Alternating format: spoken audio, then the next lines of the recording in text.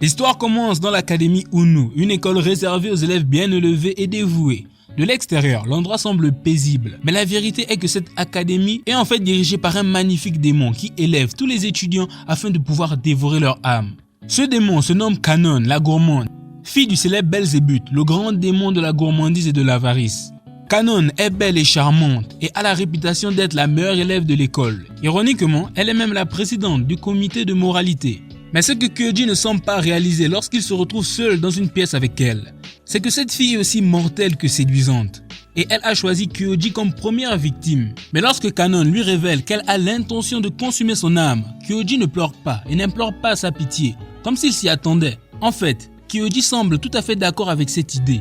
Il s'avère qu'il a un penchant pour les démons séducteurs et semble penser que tout ceci n'est qu'un cosplay élaboré. Et avant que Canon ne puisse expliquer qu'elle est en fait un vrai démon et qu'elle veut dévorer son âme, Kyoji est déjà en train de se déshabiller. Que voulez-vous, c'est un lycéen. Même si ce n'est pas exactement ce qui était prévu, Canon décide d'accepter puisqu'elle obtiendra l'âme de Kyoji. De toute façon, du moment qu'il se soumet à elle, le seul problème est que Canon est vierge et bien qu'elle soit âgée de plusieurs milliers d'années, elle est très nerveuse à l'idée d'avoir des relations intimes avec un parfait inconnu. Alors, au lieu de passer à l'acte, ils concluent un marché. Ils commenceront par se fréquenter et verront ensuite comment les choses évolueront. Un démon vieux de 1000 ans et un adolescent aux hormones, que ce qui pourrait bien aller de travers. Kyoji ne tarde pas à se rapprocher de sa nouvelle petite amie démoniaque et demande immédiatement à rentrer de l'école avec elle le lendemain. Au départ, Canon est offensée par l'idée que quelqu'un d'aussi grande et puissante qu'elle doive faire des choses mignonnes en couple avec un minable comme Kyoji. En fait, elle est juste dégoûtée à l'idée de marcher à ses côtés. Pour rendre les choses un peu moins embarrassantes, Canon déclare qu'elle l'utilisera comme bouclier au cas où quelqu'un déciderait d'attaquer un noble démon tel qu'elle. Mais Kyoji n'y voit qu'une invitation, jurant de la protéger et lui proposant même de lui tenir la main pour qu'ils ne soient pas séparés. Apparemment, c'est beaucoup trop pour Canon, qui lui rappelle sa place en lui liant les mains et en le tirant en laisse. Évidemment, Kyoji adore ça, même s'ils sont littéralement en public et que ça doit être humiliant. Le plan de Canon a donc encore une fois échoué. Il semble que la soumission de ce type ne sera pas aussi facile qu'il n'y paraît. Retour en arrière, il y a quelques mois, Canon a rendu visite à son père dans le royaume des démons. Elle lui a dit qu'aucun aliment n'avait plus de goût pour elle et qu'elle voulait aller dans le royaume des humains pour manger des âmes de mortels. Bien sûr, les âmes de mortels sont beaucoup plus difficiles à dévorer car Canon a besoin que des humains les lui remettent pour pouvoir les manger. Mais Canon dit qu'elle aimerait relever le défi. Son père lui donne la permission de partir et de faire ce qu'elle veut.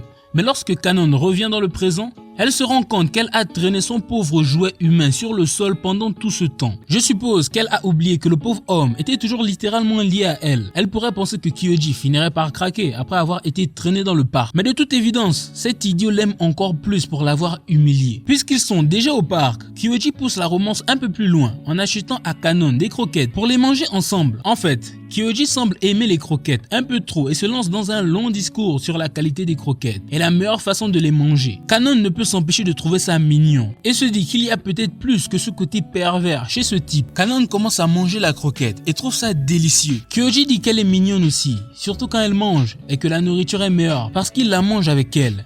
Ce qui la fait rougir et redevenir timide. Le lendemain, Canon se réveille dans la maison qu'elle utilise comme couverture avec la famille à laquelle elle a fait subir un lavage de cerveau avec sa magie. Tous croient qu'elle est leur fille aînée et la traitent comme un membre de la famille, bien qu'elles doivent réappliquer le lavage de cerveau de temps en temps lorsqu'il commence à s'estomper. Canon ne demande qu'à jouer avec les humains. Elle quitte donc la maison de très bonne humeur, sachant qu'elle profite d'une famille douce et bienveillante. Cette bonne humeur est gâchée lorsqu'elle sort de la maison et trouve Kyoji qui l'attend déjà. Embarrassée d'être à nouveau vue avec lui, Canon court devant lui disant qu'ils ne peuvent marcher ensemble que s'il peut la suivre. Apparemment, avoir des pouvoirs démoniaques ne vous rend pas plus rapide ou plus en forme qu'un humain normal, car Canon se fatigue assez facilement. Kyoji la rattrape en un rien de temps. Toujours aussi gentil avec sa maîtresse, Kyoji lui offre une bouteille d'eau en lui demandant de lui en laisser. Mais Canon devient paranoïaque à l'idée qu'ils s'embrassent indirectement à travers la bouteille. Aussi, lorsqu'elle a terminé, elle jette le tout à la poubelle. Une fois arrivé à l'école, Kyoji est interrogé par sa camarade de classe, Nadeshiko, qui n'arrive pas à croire qu'il a une petite amie dans l'année au-dessus d'eux. Nadeshiko lui demande quels sont les petits noms qu'ils se donnent. Ce qui fait comprendre à Kyoji qu'ils utilisent encore tous les deux des termes honorifiques. Il se précipite donc vers Canon en la suppliant de l'appeler par son nom. Canon veut profiter de l'occasion pour le taquiner, mais au lieu de cela, elle se trouve trop gênée pour prononcer son nom. Elle se contente donc de marmonner yo yo encore et encore, comme une idiote. Pour un ancien démon, cette fille perd vraiment sa dignité. Bien sûr, Kyoji n'a aucun problème à l'appeler par son prénom au lieu de senpai. Ce qui rend Kanon, disons qu'elle est très excitée. Kyoji se met littéralement à quatre pattes pour la supplier de l'appeler par son nom, tandis qu'elle se contente de cuiner et de s'éloigner de lui. Kanon s'énerve tellement qu'elle finit par le gifler en lui disant d'ajouter san à la fin pour s'adresser à elle, avec un peu de respect.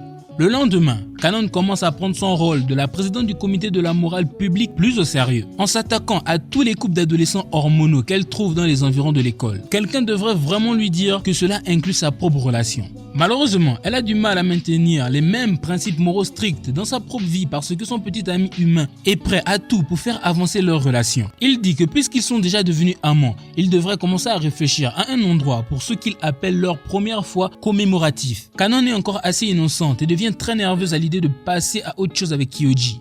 Aussi, lorsqu'il lui propose de faire leur première fois dans un parc, elle panique totalement. Il est clair qu'ils discutent de premières fois très différentes. Surtout lorsque Kanon lui dit que leur première fois devrait se faire seule dans une chambre, ce que Kyoji note immédiatement. Ce n'est qu'une fois la conversation terminée qu'elle se rend compte qu'ils parlaient de leur premier rendez-vous et non d'une première fois très différente. Le lendemain, les choses deviennent encore plus gênantes lorsque les amoureux se croisent après l'entraînement sportif. Kanon en sueur, alors elle lui dit de rester à l'écart, mais bien sûr Kyoji l'idiot ne comprend pas et commence à crier devant la moitié de l'école qu'ils sont amoureux et qu'elle ne l'utilise que pour son corps. Bien sûr, lorsqu'elle explique qu'elle est juste gênée d'être en sueur, cela ne fait que rendre Kyoji encore plus impatient et l'adolescent dégoûtant demande même à la renifler. Mais dans une tournure tout à fait bizarre, Kanon accepte de le laisser sentir sa chemise, puis s'énerve lorsqu'elle emprunte sa serviette et sent l'odeur de Kyoji.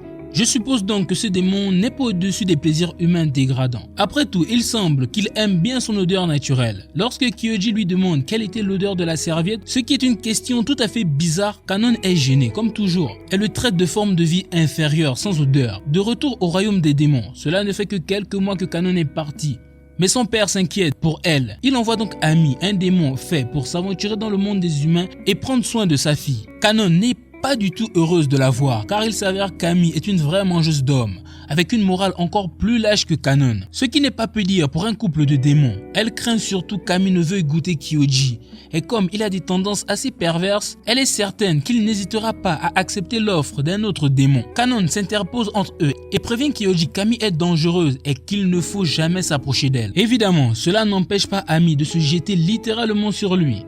Kanon doit donc être honnête et admettre que Kyoji est bien son petit ami, ce qui le rend totalement inaccessible. Ami commence à se moquer de sa maîtresse, plaisantant sur le fait qu'une vierge de 1000 ans a un petit ami. Lorsqu'elle apprend qu'ils n'ont fait que manger des croquettes et rentrer à pied de l'école, Ami décide de s'installer chez Kyoji, affirmant qu'elle mangera son âme pour elle. Mais Kyoji se réveille pour une fois et refuse, disant qu'il ne peut pas aller à l'encontre de sa petite amie, ce qui, je dois l'admettre, est inattendu. Bien sûr, cela ne dérange pas Ami. Elle dit qu'il n'y a pas de mal à avoir une ou deux petites amies supplémentaires dans les parages, mais elle laisse entendre que si le père de Kanon découvre qu'elle sort avec un humain, il risque d'y avoir des problèmes. Nous avons donc maintenant une princesse démon, une servante et un adolescent aux hormones instables qui s'intéressent l'un à l'autre, ce qui n'annonce rien de bon. Petite pause dans la vidéo. Si comme nous vous regardez vos manhwas, vos animés ou bien vos séries grâce à un VPN, nous avons une offre pour les abonnés de la chaîne. Bénéficiez de 3 mois gratuits sur votre abonnement ExpressVPN en passant par le lien dans notre description. Merci à tous ceux qui le feront, ça aide vraiment la chaîne.